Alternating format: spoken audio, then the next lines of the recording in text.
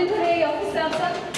অফিসে আসতে 1.5 বছর এই অফিসে। ঘুষ আর দুর্নীতির জালে বাধা স্বাস্থ্য খাত, নাম পাল্টে শত শত কোটি টাকা লোপাট করছে কালো তালিকাভুক্ত ঠিকাদার। আমরা যতই রেকমেন্ডেশন করি না কেন, ইনভেস্টিগেশন বা ইনকোয়ারি এগুলো চলতেই থাকবে। বিদেশে বসেই রংপুর মেডিকেলের নিয়ন্ত্রণে স্বাস্থ্য খাতের আলোচিত ঠিকাদার মিঠু, সিন্ডিকেটের ইচ্ছায় হয় নিয়োগ। যদিও সে বিএনপির প্রোডাক্ট, কিন্তু আওয়ামী প্রিয়রা সে কিন্তু সিন্ডিকেট তৈরি করে সে দুর্নীতি সে চালিয়ে যাচ্ছে। পুরো মেডিকেল কলেজ হাসপাতালে যে লোক নিয়োগ করা আছে তারা এখন নিয়ন্ত্রণ করতেছে। হাসপাতালে তিনটি পদে আছেন, কিভাবে থাকে? দেখছিলেন বিশেষ শিরোনাম। দুপুরের সময় সঙ্গে আছি আমি শাতিলা শারমিন। এবার অন্যান্য শীর্ষ সংবাদ।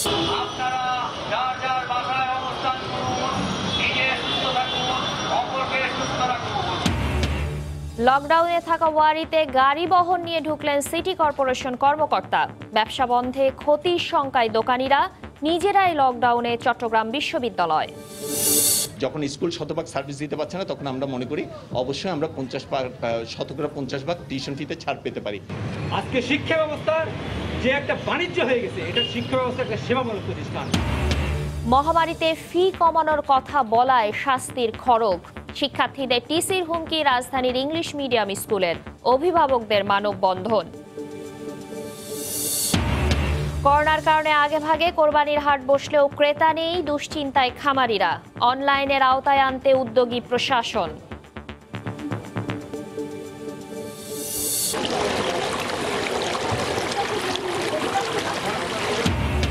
দেশের বিভিন্ন স্থানে উন্নতি হয়নি বন্যা পরিস্থিতির। বসতবাড়ি, ফসলি জমি ডুবে থাকায় বাড়ছে দুর্ভোগ, খাবার ও পানির সংকট।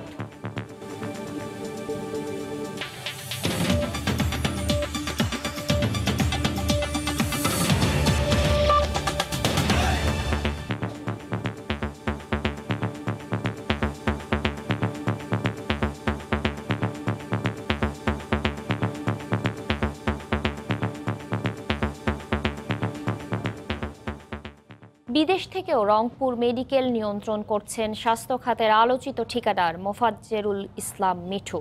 যে কোনো নিয়োগ হয় মিঠু ও তার সিন্ডিকেটের ইচ্ছায়। অভিযোগ উঠেছে রংপুর মেডিকেলের পরিচালকের স্টেনো ও ব্যক্তিগত সহকারীর পদধারী মিঠুর ভাতিজি নওশিন অলিখিতভাবে অ্যাকাউন্টস ও টেন্ডার দেখেন। তবে পরিচালকের দাবি মিঠুকে চেনেন না তিনি। শাকিল মাহমুদের ক্যামেরায় রতন সরকার জানাচ্ছেন বিস্তারিত। স্বাস্থ্য খাতের আলোচিত ঠিকাদার মোতাজ্জেরুল ইসলাম মিঠুকে রংপুর মেডিকেলে দেখা গিয়েছিল সেই 2012 সালে তৎকালীন স্বাস্থ্যমন্ত্রী রুহুল হকের সঙ্গে। এমআরআই মেশিন উদ্বোধন করতে এসেছিলেন মন্ত্রী। এই হাসপাতালের এসি, এক্সরে মেশিন, আইসিইউ থেকে শুরু করে সিসিটিভি স্থাপন ও সাপ্লাইয়ের সব কাজ করেছেন আলোচিত এই ঠিকাদার। মেশিনপত্রগুলোর কোনোটাই এখন আর সচল নেই। শুধু টেন্ডার বাগিয়ে নিম্নমানের মালামাল সাপ্লাই নয়, রংপুর মেডিকেলে যে কোনো নিয়োগ হয় মিঠু ও তার সিন্ডিকেটের ইচ্ছায়। চাকরি 150 লোককে দিয়েছে, সেটা ওদের বংশধর। পুরো মেডিকেল কলেজ হাসপাতালে যে লোক নিয়োগ করা আছে তারা এখন নিয়ন্ত্রণ করতেছে। অনেকের অভিযোগ হাওয়া ভবন থেকে মিঠুর জন্ম হলেও তার প্রভাব বেড়েছে পরবর্তী সময়েও। যদিও সে বিএনপির প্রোডাক্ট, কিন্তু আওয়ামী প্রিয়রা সে কিন্তু সিন্ডিকেট তৈরি করে সে দুর্নীতি সে চালিয়ে যাচ্ছে। মিঠু ও তার সিন্ডিকেট সরকারের শীর্ষ মহলে আলোচনায় এলে কয়েক মাস আগে দেশ ছাড়েন। তবে তার অনুপস্থিতিতে আপন বড় ভাই নুরুল হকের মেয়ে, এই হাসপাতালের কর্মচারী উম্মে সুলতানা নওশিন এখন এই সিন্ডিকেটের দেখভাল করছেন বলে অভিযোগ অনেকের। আপন বাস্তি গুডু ভাইয়ের বেটি হয় নওশিন। এই ডাইরেক্টর অফিসের এই যে ডাইরেক্টরের পিএ, হ্যাঁ, এক। দুই হচ্ছে অ্যাকাউন্টস ভারপ্রাপ্ত নিজ বেতনে অ্যাকাউন্টস অফিসার। নওশিন সে রংপুর মেডিকেল কলেজ হাসপাতালে তিনটি পদে আছেন, কিভাবে থাকে? তবে হাসপাতালের পরিচালক নওশিনের প্রশংসা করলেও মিঠুকে না চেনার দাবি করছেন। মিঠু নামে সত্যিকার অর্থে আমি কাউকে চিনি না আর কি। অনেকে বলে তো আত্ম হতে পারে আর কি, আমি তো নতুন, আমি আসলে কাউকে চিনি না। নওশিন পরিচালকের পিএর পাশাপাশি দেখভাল করেন হাসপাতালের অ্যাকাউন্টসও, আবার বিভিন্ন টেন্ডার কমিটির সদস্য। রতন সরকার, সময় সংবাদ, রংপুর। স্বাস্থ্য মন্ত্রণালয়ের দুর্নীতির জন্য কালো তালিকাভুক্ত করাটা অনেকটা লোক দেখানো হয়ে গেছে। শত কোটি টাকা লোপাটের অভিযোগে কালো তালিকাভুক্ত অনেক প্রতিষ্ঠানই নাম ঠিকানা পাল্টে আগের মতনই মালামাল সরবরাহ করে যাচ্ছে। ভাগাভাগি হচ্ছে শত কোটি টাকা। সময় সংবাদের অনুসন্ধানে বেরিয়ে এসেছে এই চাঞ্চল্যকর তথ্য। সেলিয়া সুলতানার রিপোর্ট। স্বাস্থ্য মন্ত্রণালয়ে কালো তালিকাভুক্তির পরও রাজধানীর একটি বাসভবনে কাজ পরিচালনা করছে ঠিকাদারি প্রতিষ্ঠান আহমেদ এন্টারপ্রাইজ ও অনিক এন্টারপ্রাইজ। এখনও সরঞ্জাম সরবরাহের কাজ যে পরিচালিত হচ্ছে তার প্রমাণ মেলে স্টোর রুমে আর প্রক্রিয়াধীন কিছু নথিপত্রে। কালো তালিকাভুক্ত এই দুটি প্রতিষ্ঠান ছাড়াও এই একই পরিবারের আরও 3টি ঠিকাদার প্রতিষ্ঠানের মালিক মুন্সি ফররুক ও তার আত্মীয়রা। সবগুলোই পরিচালিত হতো ফররুক আহমেদের ভাই জাতীয় বক্ষব্যাধি হাসপাতালের সাবেক প্রশাসনিক কর্মকর্তা মুন্সি সাজ্জাদ হোসেনের ছত্রছায়ায়। অনুসন্ধানে জানা যায় 2017-18 ও 18-19 অর্থবছরে রাজধানীর একটি হাসপাতালে আহমেদ এন্টারপ্রাইজ ছাড়াও মেসার্স ASL, মেসার্স RCS এন্টারপ্রাইজের ঠিকাদারির মূল্য তালিকা দেখলে চোখ কপালে উঠতে বাধ্য। তদন্ত প্রতিবেদন বলছে 2 অর্থবছরে ঠিকাদারি এই 3টি প্রতিষ্ঠান 17 কোটি টাকা আত্মসাৎ করে, যেখানে মেসার্স আহমেদ এন্টারপ্রাইজ 5,96,954,000 টাকা, মেসার্স RCS 16,11,00,000 টাকা, মেসার্স ASL 14,14,00,000 টাকার কাজ পায় 6 কোটি টাকা ঘুষের বিনিময়ে। স্বাস্থ্য খাতের ম্যানেজমেন্টের সংস্কার দরকার। At the same time job দিয়ে তারা যদি না আনে ওই যুগ ইনকোয়ারি করবে, তারা বাইর করবে, কিন্তু তারাই আবার যেহেতু ওখানে আছে তারা এটাতে পরবর্তী কোন স্টেপ নেবে না। অনুসন্ধানে জানা যায় প্রায় প্রতিটি হাসপাতালেই ঠিকাদারিতে ঘুরে ফিরে কাজ পাচ্ছেন নির্দিষ্ট কিছু ঠিকাদার প্রতিষ্ঠান, যার মধ্যে 16টির বিরুদ্ধেই কোনো না কোনো হাসপাতালের ঠিকাদারিতে অস্বাভাবিক মূল্য সরঞ্জাম সরবরাহে ও অর্থ আত্মসাতের অভিযোগ প্রমাণিত। এই সিন্ডিকেটের সাথে যোগসাজশের অভিযোগে জড়িত অন্তত অর্ধশতাধিক ব্যক্তির বিরুদ্ধে অনুসন্ধান রয়েছে দুদকের টেবিলে। টেন্ডারিং এও গড়মিল পাওয়া যায়, দুর্নীতি হয়। আমরা সেটা বলেছি যে টেন্ডারিং সিস্টেম বা PPR এগুলো রিভিউ করা প্রয়োজন। আমরা যতই রেকমেন্ডেশন করি না কেন, ইনভেস্টিগেশন বা ইনকোয়ারি এগুলো চলতেই থাকবে। এছাড়া 2018-19 অর্থবছরে সিভিল সার্জন কার্যালয় থেকে 12টি ঠিকাদার প্রতিষ্ঠানকে 291 কোটি টাকার যে কেনাকাটা ও যন্ত্রপাতি ক্রয় করা হয়, যার 200 কোটি টাকার কোনো হদিস পাওয়া যায় না। 16-17 অর্থবছরে সরকারি মেডিকেল কলেজ হাসপাতাল ও সিভিল সার্জন কার্যালয়ে 3000 কোটি টাকার কেনাকাটার বেশিরভাগই দুর্নীতি হয়েছে। সব মিলে প্রতি অর্থবছরে দেখা যায় স্বাস্থ্য খাতের বরাদ্দের একটি বড় অংশই লোপাট হচ্ছে। সেলিয়া সুলতানা, সময় সংবাদ, ঢাকা।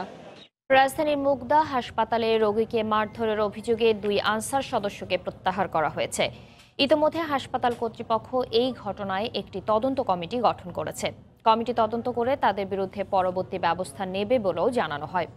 শুক্রবার কোভিড পরীক্ষার নমুনা সংগ্রহে অব্যবস্থাপনার প্রতিবাদ করায় কর্তব্যরত আনসার সদস্যের হামলার শিকার হন এক রোগী। এরপর এই ঘটনার ছবি তুলতে যাওয়ায় হামলার শিকার হন একটি জাতীয় দৈনিকের চিত্র সাংবাদিকও। পুরান ঢাকার ওয়ারি এলাকায় লকডাউনের মধ্যেই গাড়ি বহর নিয়ে ঢুকলেন দক্ষিণ সিটি কর্পোরেশনের প্রধান নির্বাহী। বলছেন সবকিছু চলছে ঠিকঠাক। এদিকে রেড জোনে থাকা ব্যবসা প্রতিষ্ঠান বন্ধ হয়ে যাওয়ায় বিপাকে পড়েছেন ব্যবসায়ীরা।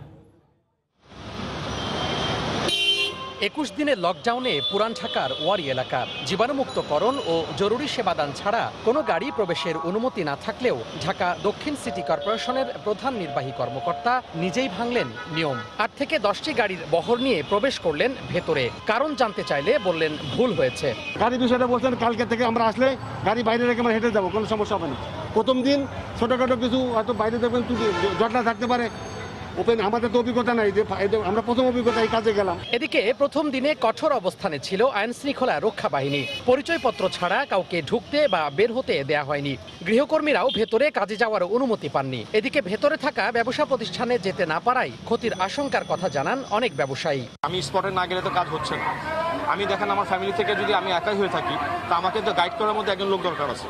সেই মুহূর্তে যদি আমি প্রশাসনের কাছে যাতে প্রশাসন আমাকে গাইড করবে শুধুমাত্র এই ওয়ারি এলাকার জন্য, আর আউট যেগুলো আছে সেগুলো দেখতে পাবে না। পরিপত্র অনুযায়ী যে নির্দেশনা আছে আমরা সেইভাবেই মানে যারা ভেতরে যাওয়ার যোগ্য তাদেরকে আমরা অ্যালাউ করছি, আর অন্যদেরকে আমরা নিরুৎসাহিত করছি ভেতরে ঢোকার জন্য। 1 লাখেরও বেশি মানুষের বাসিন্দার ওয়ারিতে এখন পর্যন্ত 46 জন করোনা পজিটিভ হয়েছেন। দেশে প্রায় 4 মাস ধরে চলা করোনা ভাইরাসের সংক্রমণ রোধে জোনভিত্তিক লকডাউন দিচ্ছে সরকার, কিন্তু এই লকডাউনের জাতাকলে পড়ে যেন খেটে খাওয়া শ্রমজীবী মানুষের দুঃখ দুর্দশার পাল্লা আর যেন ভারী না হয় সেদিকটার প্রতি লক্ষ্য রাখার আহ্বান জানিয়েছে সাধারণ মানুষ। তোহা খান তামিম, সময় সংবাদ, ওয়ারি, ঢাকা। এই মুহূর্তে ওয়ারি এলাকায় আছেন রিপোর্টার তোহা খান তামিম। সরাসরি চলে যাচ্ছি তার কাছে। তামিম, শাতিলা, আজ ভোর 6টা থেকে যে শুরু হওয়া পুরান ঢাকার ওয়ারি এলাকা লকডাউন, সেটি আমরা দেখতে পাচ্ছি যে এখানকার যারা বাসিন্দা রয়েছেন তারা নানা অজুহাতে আসলে বের হতে চাইছেন কিংবা কেউ ঢুকতে চাইছেন। যদিও এখানে যারা দায়িত্বরত রয়েছেন সিটি কর্পোরেশনের পক্ষ থেকে স্বেচ্ছাসেবকরা রয়েছেন, পাশাপাশি ওয়ারি থানা পুলিশ এখানে কাজ করছেন, সবাই কিন্তু একটি বিষয় আপনি দেখতে পাচ্ছেন যে এখানে আসলে ঢোকার জন্য নানা অজুহাত দেওয়ার জন্য তারা চেষ্টা করছেন, কিন্তু এখানকার জরুরি সেবাদানকারীর যারা এর মধ্যে রয়েছেন তারাই শুধুমাত্র এখানে ঢুকতে পারছেন। পাশাপাশি এর ভিতরে কয়েকটি ক্লিনিক রয়েছে, এখানে জরুরি সেবাদানকারী প্রতিষ্ঠানের বিভিন্ন অফিস রয়েছে, তারা আসলে এখানে ঢুকতে পারছেন পরিচয়পত্র দেখার পরে। এখানে বই রাখা হয়েছে, সেই বইয়ে তারা লিপিবদ্ধ করছেন তাদের নাম ঠিকানা, তারপরেই তারা আসলে এখানে ঢুকতে পারছেন। এছাড়া বাদবাকি যারা রয়েছেন তাদের যদি মনে করছে যে না জরুরি কোনো প্রয়োজন নেই কিংবা অপ্রয়োজনীয় কোনো প্রয়োজনের কারণে তারা এখানে এসেছেন, অপ্রয়োজনীয় অজুহাত দিচ্ছেন, তখনই তারা আসলে এখান থেকে তাদেরকে ফেরত পাঠানো হচ্ছে। এভাবে কিন্তু বলা যায় যে সারাদিনই আমরা দেখেছি যে নানা অজুহাত দিয়ে এখানকার যারা স্থায়ী বাসিন্দা রয়েছেন তারা বের হতেও চেয়েছেন, আবার অনেকে ঢুকতেও চেয়েছেন বাইরে থেকে। আরেকটি বিষয় বলে রাখি, সেটি হচ্ছে যে এই যে প্রবেশমুখ, দুটো প্রবেশমুখ করা হয়েছে, একটি হচ্ছে র্যাঙ্কিন স্ট্রিটের প্রবেশমুখ, আরেকটি হচ্ছে হটকেকের মোড় প্রবেশমুখ। এই দুটি প্রবেশমুখে আমরা দেখেছি স্বেচ্ছাসেবীরা পাশাপাশি পুলিশ সদস্যরা মিলে কিন্তু একটি জটলা তৈরি করছেন এবং এখানকার যারা স্থানীয় মানুষ আছেন তারাও কিন্তু এখানে এসে ভিড় করছেন। এই যার দরুন হচ্ছে কি এটি আসলে এই যে সামাজিক এবং শারীরিক যে দূরত্ব সেটি আসলে বজায় রাখা কোনোভাবেই সম্ভব হচ্ছে না। অনেক কাছাকাছি গিয়ে গাদাগাদি করে কিন্তু অনেকে দাঁড়াচ্ছেন, যার দরুন এই যে লকডাউনের যে কার্যকারিতা সেই কার্যকারিতা কিন্তু হারাচ্ছে। যেহেতু আইডিসিআর পক্ষ থেকে বলা হচ্ছে যে এই যে ওয়ারি এলাকায় 173 জন করোনা পজিটিভ রোগীর দ্বারা সন্ধান পেয়েছেন, যদিও এখানকার 41 নম্বর ওয়ার্ড কাউন্সিলর তিনি বলছেন যে মাত্র 46টি এখানে করোনা পজিটিভ রোগী পাওয়া গেছে। তো সব মিলিয়ে বলা যায় যে সকাল থেকে আমরা এখানে অবস্থান করছি, সকাল থেকে আমরা যদি দেখতে পাচ্ছি যে নানা অব্যবস্থাপনা যেমন রয়েছে কিংবা পাশাপাশি কড়াকড়ি আরোপও রয়েছে, অর্থাৎ প্রত্যেকের পরিচয়পত্র দেখে আসলে এখানে ঢুকতে কিংবা বের হতে দেওয়া হচ্ছেন। তো সব মিলিয়ে এই ছিল ওয়ারি থেকে আমার হাতে সব শেষ। পরীক্ষামূলকভাবে ওয়ারিতে যে লকডাউন চলছে সে খবর জানাতে আমাদের সঙ্গে সরাসরি যোগ দিয়েছিলেন রিপোর্টার তোহা খান তামিম। করোনা সংক্রমণ বাড়ায় চট্টগ্রাম বিশ্ববিদ্যালয়ে 14 দিনের লকডাউন শুরু হয়েছে। 15 জন কর্মকর্তা কর্মচারী আক্রান্ত হওয়ায় এ সিদ্ধান্ত নেওয়া হয়েছে বলে জানান বিশ্ববিদ্যালয়ের রেজিস্ট্রার। সচেতনতা সৃষ্টির মাধ্যমে লকডাউন সফল করার আশ্বাস বিশ্ববিদ্যালয়ের সহকারী প্রক্টরের। বিস্তারিত জানাচ্ছেন পার্থপ্রতিম বিশ্বাস। বন্ধ শিক্ষা কার্যক্রম, তারপরও ছড়িয়ে পড়েছে করোনা ভাইরাস। কয়েক সপ্তাহের মধ্যে চট্টগ্রাম বিশ্ববিদ্যালয়ের একাডেমিক কাউন্সিল, উপাচার্য ভবন, মেডিকেল সহ বিভিন্ন পর্যায়ের 15 জন কর্মকর্তা কর্মচারী আক্রান্ত হয়েছেন। বাদ পড়েনি শিক্ষকরাও, তাই 2 সপ্তাহের লকডাউনে বিশ্ববিদ্যালয়। তবে প্রশাসনের তদারকি না থাকায় লকডাউন চলাকালীন ঘোরাফেরা করতে দেখা গেছে সাধারণ মানুষজনকে। বাইরে এলাকার মানুষও প্রবেশ করতেছে, বাইরে দিচ্ছে, এইভাবে তো চলতেই আছে। পুরো লকডাউনের এখনো কার্যক্রম এখনো দেখতেছি। লকডাউন সবাই মানতেছে কিনা এটা বলা যাচ্ছে না, কারণ মানুষ আসতে যাচ্ছে, দোকানপাটও খোলা, কারিগর তুলতেছে, বেশিরভাগ বাইরে মানুষ ক্যাম্পাস তুলতে, ক্যাম্পাস মানুষ বাইরে যাচ্ছে। পুরো ক্যাম্পাস আমরা আমাদের লকডাউনের আওতায় রাখবো। বাইরের মানুষ যাতে প্রবেশ না করে, ভিতরে মানুষ যাতে মুভমেন্ট না করে, জরুরি প্রয়োজন ছাড়া। জরুরি প্রয়োজন পড়লে আমরা তো তাদেরকে অ্যালাউ করব। লকডাউনে যাতে প্রয়োজন ছাড়া কেউ ঘরের বাইরে বের না হয় সেজন্য বিশ্ববিদ্যালয়ের প্রশাসনের পক্ষ থেকে মাইকিং করা হচ্ছে। আমরা মানুষকে বোঝানোর সর্বোচ্চ চেষ্টা করছি। আমাদের একটি ভলান্টিয়ার টিম রয়েছে, তারা সার্বক্ষণিক কাজ করছে। লকডাউনে বিশ্ববিদ্যালয়ের জরুরি প্রশাসনিক কার্যক্রম চট্টগ্রাম শহরস্থ চারুকলা ইনস্টিটিউট অফিস হতে পরিচালিত হবে। এছাড়া ফার্মেসি ও মুদি দোকান লকডাউনের আওতামুক্ত থাকবে বলেও জানানো হয়। পার্থপ্রতিম বিশ্বাস, সময় সংবাদ, চট্টগ্রাম। দুপুরের সময় আরও থাকছে। চট্টগ্রামে পথে ঘাটে নারীদের আপত্তিকর ভিডিও ধারণের পর ফেসবুক পেজে প্রচার। এক প্রকৌশলী আটক, ল্যাপটপে মিলল 300 ভিডিও ক্লিপ।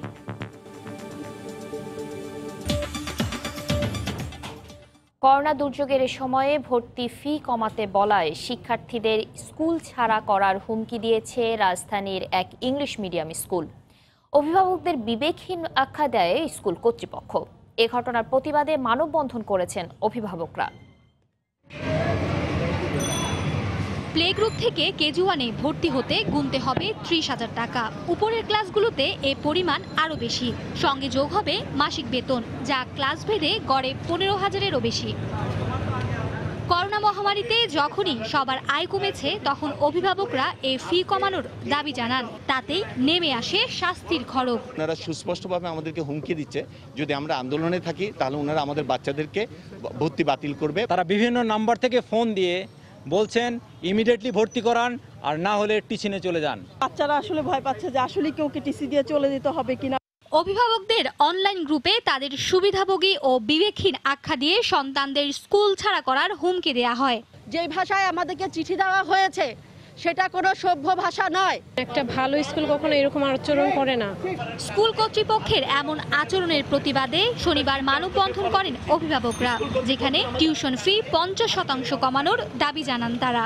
আমাদের ব্যবসা বাণিজ্য, আমাদের চাকরি সবকিছু মিলেই আমরা হতাশ অবস্থা আছি।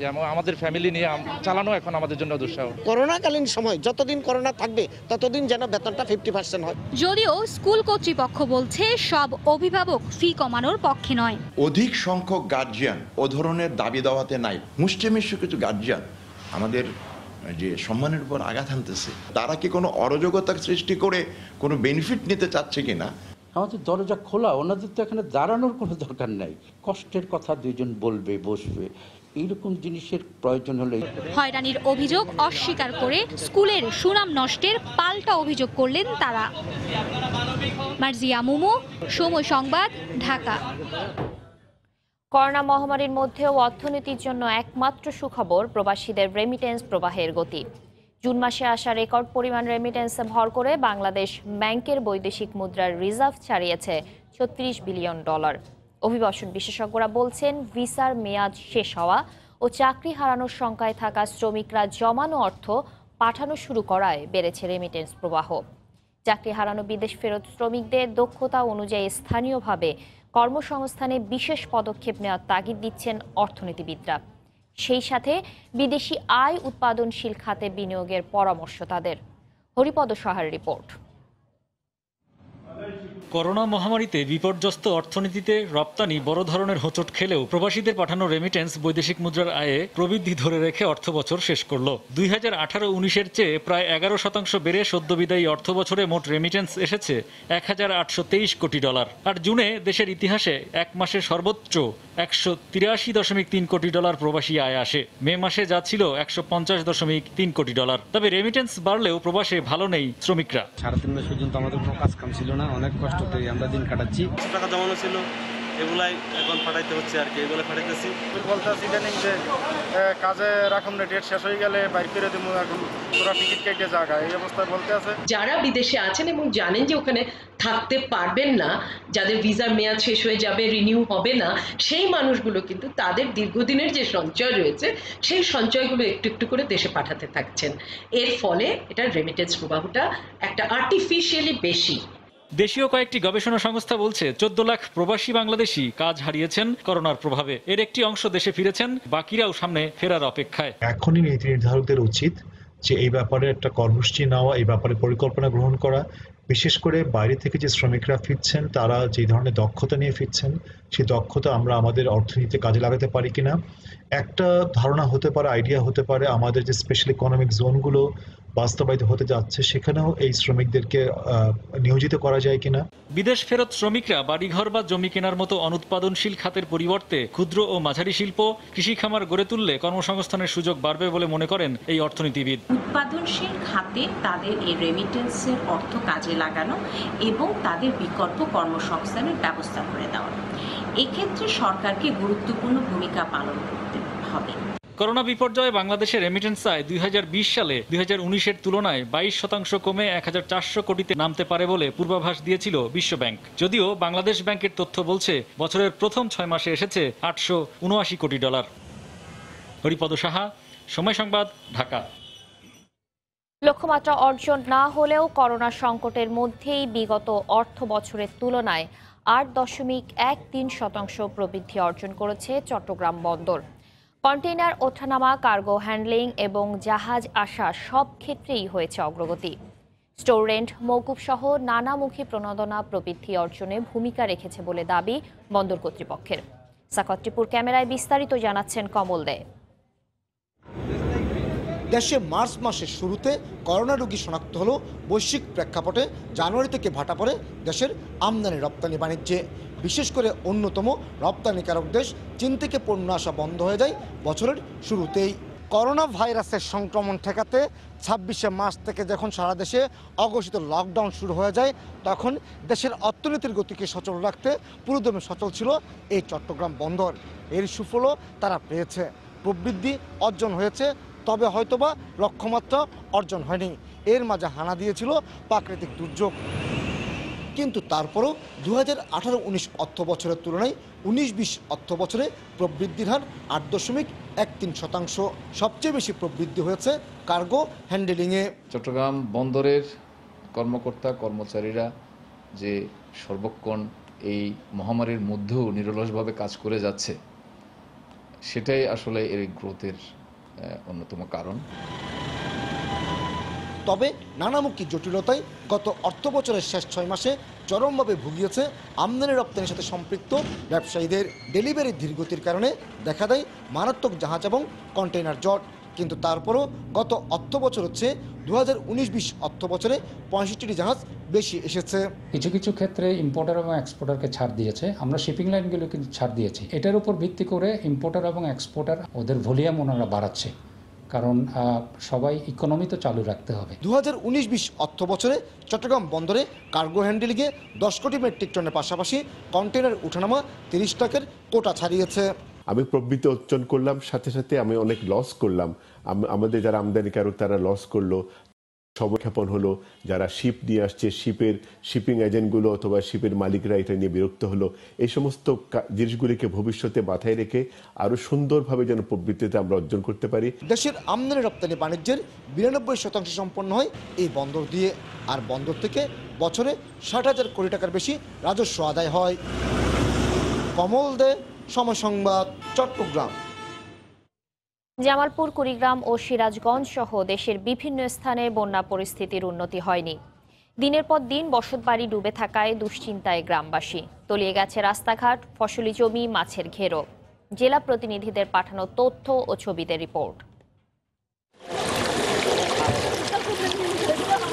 এভাবেই হুহু করে ঢুকছে পানি, তলিয়ে যাচ্ছে জনপদ। ব্রহ্মপুত্র, ঘাঘট ও করতার পানি কমলেও তিস্তার পানি আবারও বাড়তে থাকায় নতুন করে বন্যার আতঙ্কে গাইবান্ধার সুন্দরগঞ্জবাসী। এরই মধ্যে সদর, সাঘাটা ও ফুলছড়ি উপজেলায় ভাঙন দেখা দিয়েছে। বিলীন হয়েছে সাঘাটার গোবিন্দপুর উচ্চ বিদ্যালয়। যে ব্যাগগুলো ফেলানো হয়েছিল এমার্জেন্সি ভিত্তিতে, এগুলো আবার ধসে যাওয়ার কারণে এখন এই অবস্থা। সরকারের কাছে দাবি, সরকার আমাদের নদীর বান্ধব কিছু কাজ করে দেয়। বগুড়ায় রাস্তাঘাট, বসতবাড়ি, ফসলি জমি সবই ডুবে আছে। নিরাপদ আশ্রয়ের দিকে ছুটছেন অনেকে। এই বাংলার সাথে কোনো মুখে নড়াচড়া নাই, কামাই কাজ নাই, খাওয়া খুব মুশকিল। আমরা গরিব মানুষ, বাড়ি ঘর কিনবার পারতেছি না, আমরা কোনখানে যাবার পারতেছি না। সিরাজগঞ্জ জেলার সদর, কাজীপুর, বেলকুচি সহ 5টি উপজেলার 35টি ইউনিয়নের প্রায় 1.5 লাখ মানুষ পানিবন্দী। ক্রমেই তীব্র হচ্ছে খাবার এবং বিশুদ্ধ পানির সংকট। ঘরের মধ্যে থাকতে পারতেছি না, ঘরের মধ্যে পানি উঠে কোনো একটা জিনিস তৈরি হচ্ছে না। খুব দূর থেকে বন্যা খুব মাসের অসহায় করে দিচ্ছে। জামালপুরে বন্যা পরিস্থিতির উন্নতি হলেও কমেনি জনদুর্ভোগ। পানিবন্দী এলাকায় শিশুদের নিয়ে দুশ্চিন্তায় অভিভাবকরা। কুড়িগ্রামে ব্রহ্মপুত্র আর ধরলা নদী 3টি পয়েন্টে এখনও বিপদসীমার ওপর দিয়ে প্রবাহিত হচ্ছে পানি। প্লাবিত হয়েছে 9টি উপজেলার 56টি ইউনিয়নের 579টি গ্রাম। এছাড়া টাঙ্গাইল ও নীলফামারী সহ বিভিন্ন এলাকায় তলিয়ে গেছে বাড়িঘর, রাস্তাঘাট আর ফসলি জমি। ত্রাণ সহায়তার আকুতি জানিয়েছেন বানভাসীরা। ফাহরিয়া ফারজানা, সময় সংবাদ। করোনার কারণে রাজশাহীতে পশুর হাটগুলো আগে ভাগে বসলেও ক্রেতা নেই। এমন পরিস্থিতিতে অনলাইনে বেচাকেনায় উৎসাহিত করছেন প্রাণী সম্পদ অধিদপ্তরের কর্মকর্তারা। জেলা প্রশাসক জানান, হাটগুলোকে অনলাইনের আওতায় আনার পরিকল্পনা রয়েছে তাদের। হাবিবুর রহমান পাপ্পুর তোলা ছবিতে বিস্তারিত জানাচ্ছেন সাইফুর রহমান রকি। উত্তরবঙ্গের সবচেয়ে বড় কোরবানির পশুর হাট হিসেবে পরিচিত রাজশাহীর সিটি হাট করোনা পরিস্থিতির কারণে এবার বেশ আগেভাগেই কোরবানির পশু বিক্রির জন্য হাটে তুলছেন খামার মালিক ও বিক্রেতারা। কিন্তু করোনাকালে অর্থনৈতিক সংকটে পড়ার পাশাপাশি স্বাস্থ্যবিধি না মানায় হাটে এসে গরু কিনতে আগ্রহ দেখাচ্ছেন না ক্রেতারা। এমন পরিস্থিতিতে ন্যায্য দামে কোরবানির পশু বিক্রি করতে পারবেন কিনা এ নিয়ে চিন্তিত খামার মালিক ও ব্যবসায়ীরা। ফলে ব্যক্তি উদ্যোগে অনলাইনের মাধ্যমে পশু বেচাকেনার দিকে ঝুঁকে পড়ছেন খামারিরা। এগুলো ইন্টারনেটের মাধ্যমে তাদেরকে ছবি দেখাচ্ছি। তো এইভাবে আমি চট্টগ্রামে অলরেডি 2টো গরু বিক্রি করেছি। আমরা আশা করছি যে এক্ষেত্রে আমরা একটা ভালো কাস্টমার পাবো এবং কাস্টমাররা এখানে আসবে। গাদাগাদি হচ্ছে, খুব ভয়ের কারণ, তাও এখন দরকার কিনা লাগবে। অনলাইনের মাধ্যমে কোরবানির পশু বেচাকেনা হলে করোনা ভাইরাসের সংক্রমণ থেকে যেমন রক্ষা পাওয়া যাবে, তেমনি খামার মালিকরা ন্যায্য মূল্য পাবে বলে মনে করেন প্রাণী সম্পদ কর্মকর্তা। স্বাস্থ্য ঝুঁকি যেহেতু আছে, হাটে গরু নেওয়া বা তারা ক্রেতা পাবে কিনা তারা অনলাইনে বিজ্ঞাপন দিচ্ছে, এবং এটা যদি হয় কোরবানির গরু কেনা বেচা যে সমস্যা, সেই সমস্যাটা হবে না। এই অবস্থায় হাটগুলোকে অনলাইনের আওতায় আনার পরিকল্পনার কথা জানান জেলা প্রশাসক। আমাদের উপজেলা নির্বাহী অফিসার, আমাদের প্রাণী সম্পদ অফিসার, তাদেরকে আমরা রিকোয়েস্ট করতেছি যে তারা যেন তাদের গরুগুলো অনলাইনে বেচা কেনার একটা সুযোগ তৈরি করেন। যদি অনলাইনে বেচা বিক্রিটা হয়ে যায় তাহলে আমাদের হাটগুলোর উপর চাপ কমবে। জেলায় 2,70,000 কোরবানির পশুর চাহিদা থাকলেও লালন পালন করা হয়েছে অতিরিক্ত 1 লাখ। সাইফুর রহমান রকি, সময় সংবাদ, রাজশাহী। করোনার বিস্তার রোধে সব শিল্প কারখানার শ্রমিকদের ঈদের আগে পর্যায়ক্রমে ছুটি প্রদানে বিজিএমইএ এবং বিকেএমইএ এর প্রতি আহ্বান জানিয়েছেন আওয়ামী লীগ সাধারণ সম্পাদক এবং সড়ক পরিবহন ও সেতুমন্ত্রী ওবায়দুল কাদের। সকালে তার সরকারি বাসভবনে তিনি আহ্বান জানান। এ সময় ঈদের আগেই শ্রমিক কর্মচারীদের বেতন পরিশোধেরও অনুরোধ জানান মন্ত্রী। পোশাক শিল্প সহ অন্যান্য শ্রমগণ শিল্পসমূহ ঈদের আগে পর্যায়ক্রমে ছুটি প্রদানে বিজিএমইএ বিকেএমইএ এর দৃষ্টিও আকর্ষণ করছি। ঈদের আগে শ্রমিকদের বেতন ভাতা পরিশোধে মালিকগণ বরাবরের মতো এবারও সহমর্মিতার নজির স্থাপন করবে বলে আমি বিশ্বাস করি। ঈদুল আজহা 3 দিন আগে থেকে মহাসড়কে পণ্যবাহী ট্রাক, কাভার ভ্যান বন্ধ রাখতে সংশ্লিষ্টদের প্রতি আহ্বান জানাচ্ছি। তবে কৃষি শিল্প, রপ্তানিমুখী পণ্য, চিকিৎসা সরঞ্জাম, জ্বালানি, ঔষধ, খাদ্যদ্রব্য, পচনশীল পণ্য সহ জরুরি সার্ভিস এর আওতামুক্ত থাকবে। চট্টগ্রামে নারীদের আপত্তিকর ভিডিও ধারণ এবং ফেসবুক পেজে প্রচারের অভিযোগে এক প্রকৌশলীকে আটক করা হয়েছে। গতকাল সন্ধ্যায় সীতাকুণ্ড থেকে ডিপ্লোমা প্রকৌশলী মুক্তাদিরকে আটক করা হয়। গোয়েন্দা পুলিশ জানায়, গত কয়েক মাস ধরে টপ আড্ডা ফান নামে একটি ফেসবুক পেজ থেকে অশালীন শিরোনাম দিয়ে বেশ কিছু ভিডিও আপলোড করা হয়, যার বেশিরভাগই নগরীর বিভিন্ন শিক্ষা প্রতিষ্ঠান, শপিং মল এবং গুরুত্বপূর্ণ মোড় থেকে ধারণ করা হয়েছে। মূলত বিশেষ সফটওয়্যার ব্যবহার করে পকেটে মোবাইল রেখে নারীদের অপ্রস্তুত মুহূর্তের ভিডিও ধারণ করা হয়। অভিযোগ পাওয়ার পর তথ্য প্রযুক্তি আইনে আটক করা হয় ডিপ্লোমা প্রকৌশলী মুক্তাদিরকে। তার ল্যাপটপ থেকে উদ্ধার করা হয় এ ধরনের 300 ভিডিও ক্লিপ। তথ্য প্রযুক্তি সহায়তা তাকে আমরা সীতাকুণ্ড থেকে অ্যারেস্ট করি গতকালকে সকালে। জিজ্ঞাসাবাদে সে জানায় সেটা হচ্ছে যে সে একটা বিশেষ সফটওয়্যারের মাধ্যমে মোবাইল ক্যামেরা দিয়ে সে বিভিন্ন স্কুল, মার্কেটে আগত নারীদের সে ভিডিও ধারণ করত এবং এটা বিকৃত ক্যাপশন দিয়ে সে তার ফেসবুক পেজে আপলোড করত। তো এটা যেহেতু অপরাধ, আমরা পর্নোগ্রাফি অ্যাক্টে তার বিরুদ্ধে মামলা নিয়েছি। ঢাকা উত্তর সিটি কর্পোরেশনের 54টি ওয়ার্ডে শুরু হয়েছে এডিস মশা লার্ভা ধ্বংস ও ডেঙ্গু প্রতিরোধে সচেতনতা অভিযান। সকালে রাজধানীর গুলশান, বাড্ডা, শাহজাদপুর এলাকায় শুরু হয় অভিযান। নির্বাহী ম্যাজিস্ট্রেট ও পুলিশের সহায়তায় ঢাকার উত্তর সিটির প্রধান স্বাস্থ্য কর্মকর্তা ব্রিগেডিয়ার জেনারেল মমিনুর রহমান মামুনের নেতৃত্বে অভিযান পরিচালিত হয়। এ সময় ওইসব এলাকার বসতবাড়ি, ব্যবসা প্রতিষ্ঠান ও নির্মাণাধীন ভবনে অভিযান চালানো হয়। প্রধান স্বাস্থ্য কর্মকর্তা জানান, 10 দিন পরিচালিত হবে এই অভিযান। মোট 540টি টিম মানুষের বাড়ি বাড়ি গিয়ে এডিস মশার লার্ভা ধ্বংস করবে এবং এ ব্যাপারে নাগরিকদের সচেতন করবে। প্রথম দিনের অভিযানে কাউকে কোনো জরিমানা করা হয়নি। লক্ষ্য হলো যে সেটা হলো যে প্রত্যেকটা বাড়িতে বাড়িতে যাওয়া এবং আমাদের চেক করা যে এডিসের যে সমস্ত জায়গায় প্রজনন হতে পারে সেই সমস্ত জায়গায় মানে এডিসের লার্ভা আছে কিনা অথবা এরকম পরিবেশ আছে কিনা। এখানে যে পরিমাণ আমরা লার্ভা যতটুকু পেয়েছি আসলে জরিমানা করার মতো কিন্তু আসলে বিষয়টা ছিল না। আমাদের জরিমানাটা করাটা কিন্তু উদ্দেশ্য না। যদি জনগণ বুঝতে পারে যে তার এইটা অন্যায় হয়েছে বা এইটা কাজটা তার করা উচিত ছিল, আমরা কিন্তু সেই উদ্দেশ্যে কাজ করছি। ঢাকায় পানির স্তর নিচে নেমে যাওয়ায় ওয়াসার পরিত্যক্ত কূপের সংখ্যা বাড়ছে প্রতি বছরই। বিশেষজ্ঞরা বলছেন পানির যথেচ্ছ ব্যবহার হচ্ছে রাজধানীতে। বিপরীতে তুলে ফেলা পানির ঘাটতি পূরণে কোনো কার্যকর পদক্ষেপ নেই। তাই মাঝে মধ্যে হওয়া পানি সংকটের হাত ধরে যেন ধেয়ে আসছে ভয়াবহ পরিণতি। একসময় পরিত্যক্ত নগরীতে পরিণত হওয়ারও আশঙ্কা করছেন তারা। ওয়াসা বলছে বৃষ্টির পানি মাটির নিচে দেওয়ার কার্যক্রম হাতে নেওয়া হবে, শতভাগ পানি আনা হবে শহরের বাইরে থেকে। মিজানুর রহমান কবিরের রিপোর্ট। প্রতিদিন ঢাকা ওয়াসা 887টি পাম্পের মাধ্যমে 255 কোটি লিটার পানি সরবরাহ করে। এর শতকরা 68% মাটির নিচের উৎস থেকে আসে। এছাড়াও শিল্প কারখানা ও বহুতল ভবনে গভীর নলকূপ দিয়ে বিপুল পরিমাণ পানি তোলা হয়। অনিয়ন্ত্রিত ব্যবহারে ও স্তর নিচে নেমে গিয়ে কূপ পরিত্যক্ত হয়ে প্রায় পানি শূন্য থাকে বিভিন্ন এলাকা। ঢাকার মূল শহরের চারপাশে সরকারি বেসরকারি পর্যায়ে এমন অনেক আবাসিক এলাকা গড়ে উঠছে। সেখানে জনগণের বসবাস শুরু হলে যথারীতি পানির উপর চাপ বাড়বে এবং সেই চাপ গিয়ে পড়বে ভূগর্ভস্থ পানির উপর।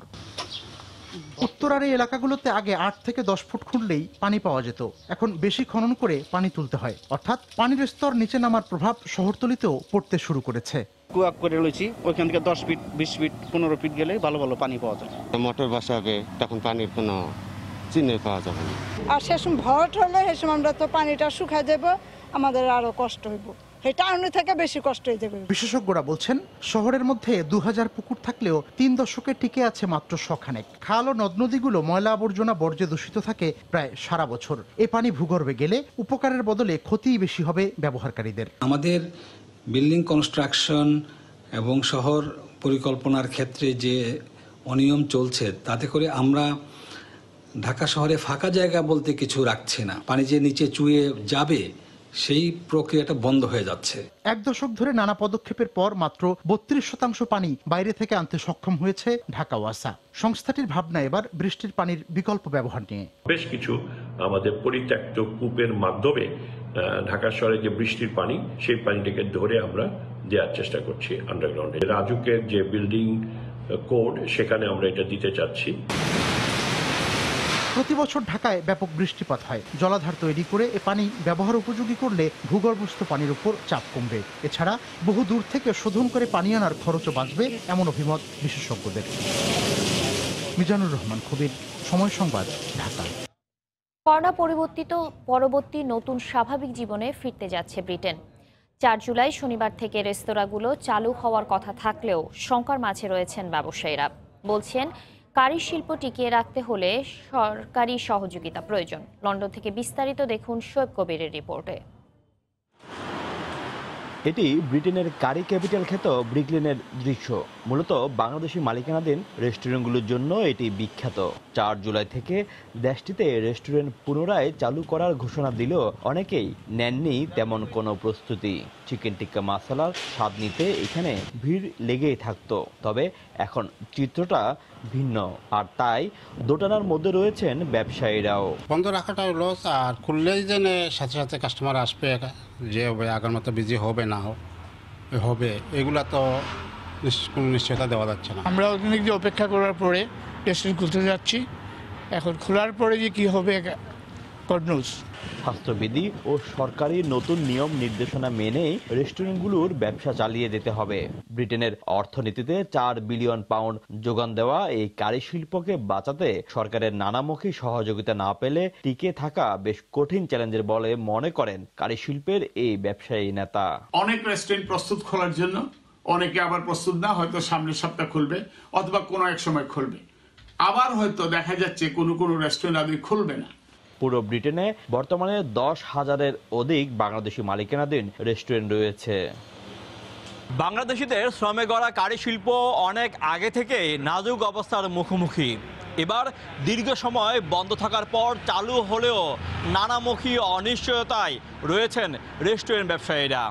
তবে এখন দেখার বিষয় সব সংকট কাটিয়ে কতটুকু ঘুরে দাঁড়াতে পারে এই কারিশিল্প। শোয়েব কবির, সময় সংবাদ, ব্রিকলেন, লন্ডন। কাতার রেস্টুরেন্ট ব্যবসায় ভারতীয়দের চাইতে এগিয়ে বাংলাদেশিরা।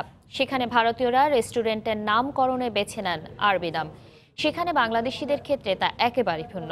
দোহার বিভিন্ন সিটিতে বাংলাদেশি মালিকানাধীন রেস্টুরেন্টগুলোর নাম বেশিরভাগ বাংলাদেশের ঐতিহাসিক স্থান দিয়ে। করোনার কারণে অনেকটা করুণ অবস্থার মধ্যে দিন পার করছেন এই ব্যবসায়ীরা। কাতার প্রতিনিধি আনোয়ার হোসেন মামুনের তথ্য ও ছবি নিয়ে ডেস্ক রিপোর্ট। কাতারে করোনার কারণে রেস্টুরেন্ট ব্যবসায় ধস নেমেছে। এতে অন্যদের মতো বিপাকে পড়েছেন প্রবাসী বাংলাদেশি রেস্টুরেন্ট ব্যবসায়ীরা। রেস্টুরেন্ট চালু থাকলেও বিধিনিষেধ থাকায় শুধুমাত্র পার্সেল বিক্রি করে দোকান ভাড়া তো দূরের কথা, কর্মচারীদের বেতন দিতে হিমশিম খাচ্ছেন তারা। বাংলাদেশের যে সমস্ত দোকানগুলি বাঙালিরা সবাই মনে এই অসুবিধায় আছে। এখন আমাদের সেই দুরবস্থা হয়েছে, আমরা এখন দোকানের ভাড়াই উঠাইতে পারতেছি না। বিগত 4 মাস আমরা অনেক লসে পড়ে গিয়েছি। স্টাফদের দোকান ভাড়া তো দূরের কথা, স্টাফদের স্যালারিও দিতে পারছি না এবং স্টাফদের থাকা খাওয়ার ব্যবস্থাও করতে পারছি না। আমরা আশা করছি অচিরে ইনশাআল্লাহ যদি ওপেন হয় তাহলে আমাদের বেঁচে ওঠা সম্ভব হবে। রেস্টুরেন্টগুলোতে কর্মরত বাংলাদেশি শ্রমিকরাও বেতন না পেয়ে মানবেতর জীবনযাপন করছেন। অনেকেই চেয়েছেন বাংলাদেশ সরকারের সহযোগিতা। স্যালারি পাচ্ছি না, মালিকেরও বহু সমস্যা চলতেছে, থাকা খাওয়ার বহু সমস্যা, আমরা কিন্তু স্যালারি পাচ্ছি না। যদি আমাকে দয়া করে কোনো সরকারের পক্ষ থেকে আমাকে যদি কোনো সহায়তা করতে পারতো তাহলে সরকারের কাছে আমরা কৃতজ্ঞ থাকতাম। সময় সংবাদ, কাতার। ইতালিতে আবারও সংবাদপত্রের শিরোনামে বাংলাদেশ। স্থানীয় সংবাদপত্রে দাবি করা হয়েছে ইতালিতে ফিরে প্রবাসী বাংলাদেশিরা ছড়িয়ে দিচ্ছে মরণব্যাধি করোনা ভাইরাস। সমালোচনাও করা হচ্ছে বাংলাদেশের ইমিগ্রেশন সিস্টেমের। এ অবস্থায় রাজধানী রোমের সকল বাংলাদেশি অভিবাসীর করোনা পরীক্ষার সিদ্ধান্ত নিয়েছে লাসিও বিভাগ।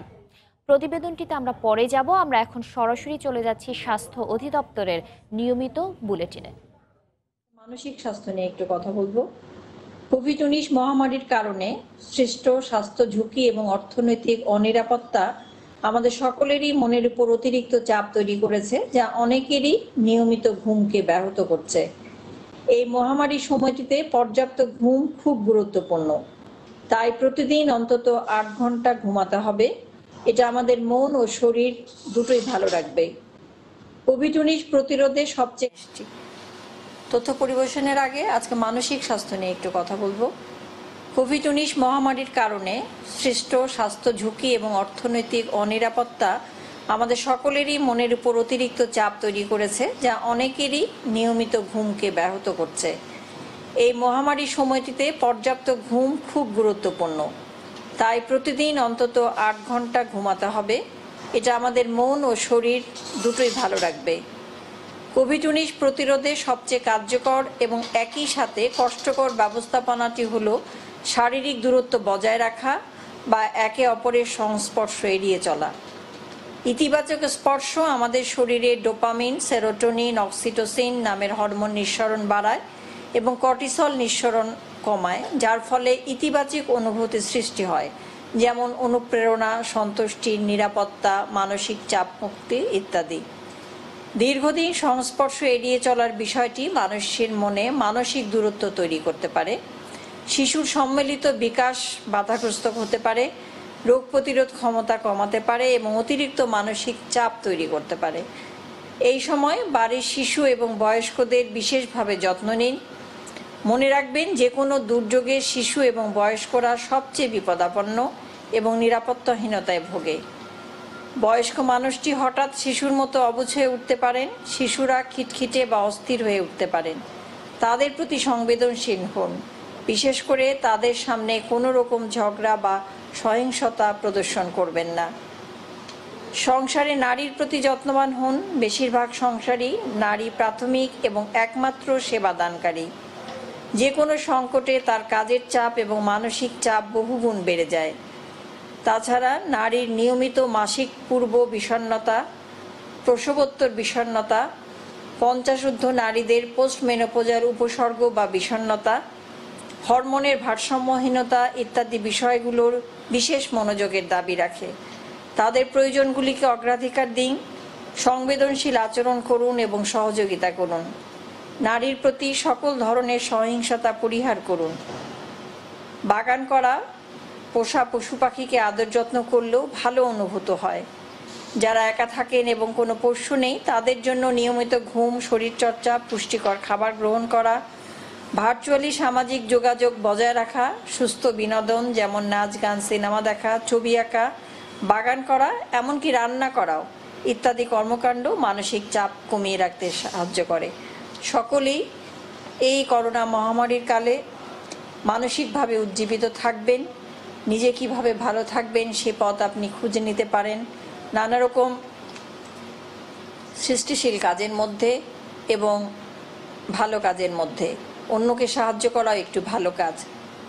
যতটুকু পারবেন অন্যকে সাহায্য করুন, এতে আপনার মন অনেক ভালো থাকবে। আজ নমুনা সংগ্রহ এবং পরীক্ষা হয়েছে। আমাদের পরীক্ষাগার আছে 71টি, তবে 7টি পরীক্ষাগারের ফলাফল আমরা পাইনি। এর মধ্যে 3টি বিশ্ববিদ্যালয় এবং 4টি বেসরকারি মেডিকেল কলেজ হাসপাতাল। 24 ঘন্টায় নমুনা সংগ্রহ হয়েছে 13,871টি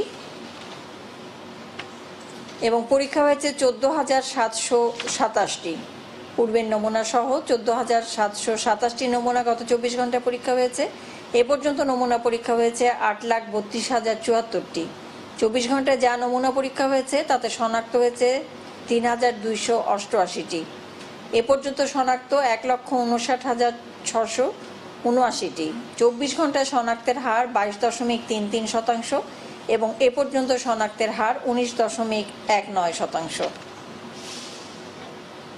24 ঘন্টা সুস্থ হয়েছেন 2,673 জন এবং এ পর্যন্ত 70,721 জন। শনাক্ত বিবেচনায় সুস্থতার হার 44.29%। গত 24 ঘন্টায় মৃত্যুবরণ করেছেন 29 জন, এ পর্যন্ত 1,997 জন। শনাক্ত বিবেচনায় মৃত্যুর হার 1.25%। যারা মৃত্যুবরণ করেছেন তাদের মধ্যে 21 জন পুরুষ, 8 জন নারী। এ পর্যন্ত যারা মৃত্যুবরণ করেছেন তাতে পুরুষের সংখ্যা 1,587 জন এবং নারী 410 জন। শতকরা হারে 79.47% পুরুষ মৃত্যুবরণ করেছেন এবং 20.53% নারী মৃত্যুবরণ করেছেন। গত 24 ঘন্টা যারা মৃত্যুবরণ করেছেন বয়স বিভাজনে 11 থেকে 20 একজন, 31 থেকে 40 একজন, 41 থেকে 50 4 জন, 51 থেকে 60 9 জন, 61 থেকে 70 11 জন, 71 থেকে 80 একজন এবং 81 থেকে 90 বছরের 2 জন। এ পর্যন্ত যারা মৃত্যুবরণ করেছেন বয়স বিভাজনে 0 থেকে 10 বছরের হার 0.60%, 11 থেকে 20 1.20%, 21 থেকে 30 বছরের 3.51%, 31 থেকে 40 7.41%, 41 থেকে 50 14.72%, 51 থেকে 60 29.04% এবং 60 43.52%। 24 ঘন্টায় বিভাগ অনুযায়ী ঢাকা বিভাগে 9 জন, চট্টগ্রাম বিভাগে 4 জন, রাজশাহী বিভাগে 7 জন, খুলনা 3 জন, বরিশাল 2 জন, সিলেট 3 জন এবং ময়মনসিংহ বিভাগে 1 জন মৃত্যুবরণ করেছেন। এ পর্যন্ত ঢাকা বিভাগে 1041 জন, চট্টগ্রাম বিভাগে 521 জন, রাজশাহী 101 জন, খুলনা 82 জন, বরিশাল 67 জন, সিলেট 84 জন, রংপুর 53 জন এবং ময়মনসিংহ বিভাগে 48 জন মৃত্যুবরণ করেছেন। 24 ঘন্টায় যারা মৃত্যুবরণ করেছেন তাদের মধ্যে হাসপাতালে 25 জন, বাড়িতে 1 জন এবং হাসপাতালে মৃত অবস্থায় এসেছেন 3 জন। কোভিড ডেডিকেটেড হাসপাতাল যেগুলো আছে তাদের শয্যা সংখ্যার তথ্য: ঢাকা মহানগরীতে সাধারণ শয্যা 6,075টি, ঢাকা মহানগরীতে আইসিইউ শয্যা 149টি, সারা দেশে সাধারণ শয্যা সংখ্যা 14,775টি, সারা দেশে আইসিইউ বেডের সংখ্যা 401টি, সারা দেশে অক্সিজেন সিলিন্ডারের সংখ্যা 11,141টি, সারা দেশে হাই ফ্লো নেজাল ক্যানুলার সংখ্যা 207টি এবং সারা দেশে অক্সিজেন কনসেন্ট্রেটরের সংখ্যা 98টি। সারা দেশের গত 24 ঘন্টায় রোগী ভর্তির তথ্য আমাদের হাতে এখনো এসে পৌঁছায়নি, তবে আমরা এটি প্রেস রিলিজের মধ্যে অন্তর্ভুক্ত করব। 24 ঘন্টা আইসোলেশনে যুক্ত হয়েছেন 744 জন, 24 ঘন্টা আইসোলেশন থেকে মুক্ত হয়েছে 242 জন। এ পর্যন্ত আইসোলেশনে গেছেন 30,123 জন এবং এ পর্যন্ত আইসোলেশন থেকে মুক্ত হয়েছেন 13,674 জন। বর্তমানে আইসোলেশনে আছেন 16,449 জন। 24 ঘন্টায় কোয়ারেন্টাইনে যুক্ত হয়েছেন 2,242 জন। এ পর্যন্ত কোয়ারেন্টাইন 3,75,145 জন। 24 ঘন্টায় কোয়ারেন্টাইন থেকে মুক্ত হয়েছে 1,648 জন। এ পর্যন্ত কোয়ারেন্টাইন থেকে মুক্ত হয়েছেন 3,09,995 জন। বর্তমানে কোয়ারেন্টাইনে আছেন 64,150 জন। ব্যক্তিগত সুরক্ষা সামগ্রী গত 24 ঘন্টায় কোনো সংগ্রহ বা বিতরণ হয় নাই, তবে বর্তমানে মজুদ আছে 1,20,881টি। সূত্র কেন্দ্রীয় ঔষধাগার। 24 ঘন্টায় ফোন গ্রহণ করা হয়েছে 1,59,431টি। এ পর্যন্ত ফোন গ্রহণ করা হয়েছে 1,45,86,688টি। অনলাইন প্ল্যাটফর্ম মুক্তপাঠে হটলাইন সেবা দেওয়ার জন্য প্রশিক্ষণপ্রাপ্ত চিকিৎসক 16,414 জন এবং স্বেচ্ছাভিত্তিতে সেবা দিয়ে যাচ্ছেন 4,217 জন চিকিৎসক। 24 ঘন্টায় স্ক্রিনিং কার্যক্রম অব্যাহত ছিল। 1,403 জনকে স্ক্রিনিং করা হয়েছে, যার মধ্যে 3টি আন্তর্জাতিক বিমানবন্দরে 1,092 জন, স্থল বন্দরে 174 জন এবং 2টি সমুদ্র বন্দরে 137 জন। এই বিমানবন্দর, স্থলবন্দর, সমুদ্র বন্দর এবং ক্যান্টনমেন্ট রেল স্টেশন সহ এ পর্যন্ত স্ক্রিনিং করা হয়েছে 7,41,505 জনকে। দক্ষিণ পূর্ব এশিয়া 24 ঘন্টা শনাক্ত হয়েছেন 27,050 জন। এ পর্যন্ত শনাক্ত হয়েছেন 8,60,785 জন। মৃত্যুবরণ করেছেন দক্ষিণ পূর্ব এশিয়া 24 ঘন্টায় 471 জন। এ পর্যন্ত 23,240 জন।